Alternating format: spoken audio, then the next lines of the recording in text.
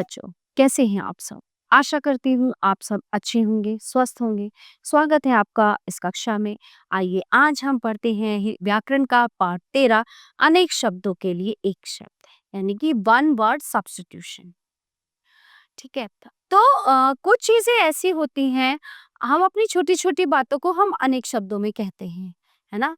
तो कई बार ऐसा होता है, अगर हम अपनी इन बातों को कई शब्दों में ना कहकर एक संक्षिप्त रूप में या एक शब्द में हम उसका वर्णन कर दें, तो भाषा सरल और सुंदर हो जाएगी और हमें शब्द भी समझ में आ जाएगा। तो ऐसे ही अनेक शब्दों के लिए एक शब्द ये पाठ है, देखिए। जो कपड़े धोने का काम करता है, धोबी।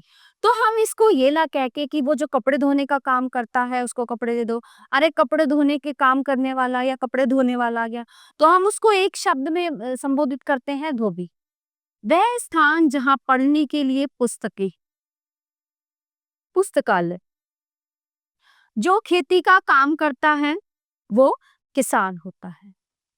तो बच्चों, हम अपनी छोटी छोटी बातों को अनेक शब्दों में कहते हैं।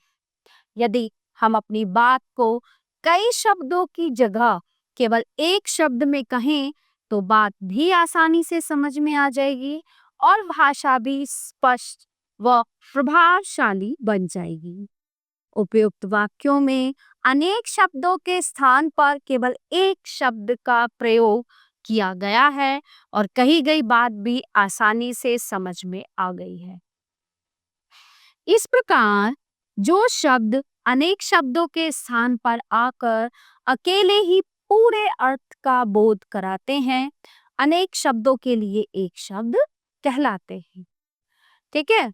आइए कुछ अन्य अनेक शब्दों के लिए एक शब्द के बारे में हम जानते हैं। जो चित्र बनाता है वो चित्रकार होता है। जो डरता नहीं है, निडर। जो काम से जी चुराता है वो कामचोर। जो सेना में है वो सैनिक। जिसके माता पिता ना हो, अनाथ।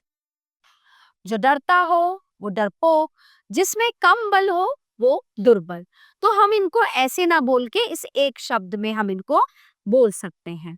ठीक है। आगे देखिए, जो पढ़ा लिखा ना हो, अनपढ़। जो फल खाता हो, फलाहारी। जहाँ छात्र पढ़ते हैं, विद्यालय।